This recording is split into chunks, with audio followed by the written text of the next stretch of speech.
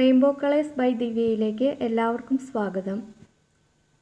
ഈ പൂവ് ഉണ്ടാക്കാനായിട്ട് ഇതുപോലൊരു നെറ്റ് വേണം, ഫ്ലവർ ടേപ്പ് വേണം,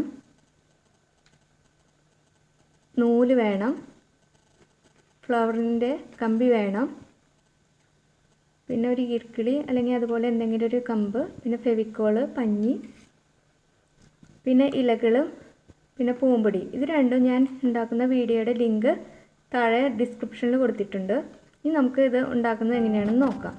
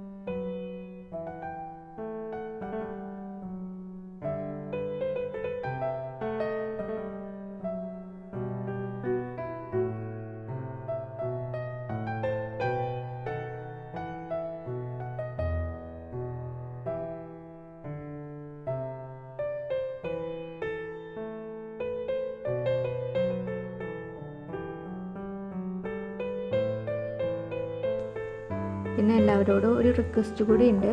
ഇതെൻ്റെ ആദ്യത്തെ ചാനലാണ്. അപ്പോൾ ഇഷ്ടപ്പെട്ടെങ്കിൽ വീഡിയോയ്ക്ക് താഴെയുള്ള സബ്സ്ക്രൈബ് ബട്ടൺ ഒന്ന് ക്ലിക്ക് ചെയ്യുക. അപ്പോൾ അത് സബ്സ്ക്രൈബ്ഡ് എന്നായി മാറും. ഇത് തികച്ചും ഫ്രീ ആയിട്ടുള്ള കാര്യമാണ്. എനിക്കത് വളരെ ഹെൽപ്ഫുള്ളാണ്. അപ്പം ഞാൻ ആഴ്ചതോറും ഇടുന്ന വീഡിയോസൊക്കെ നിങ്ങൾക്ക് കാണാനും സാധിക്കും. Thank you.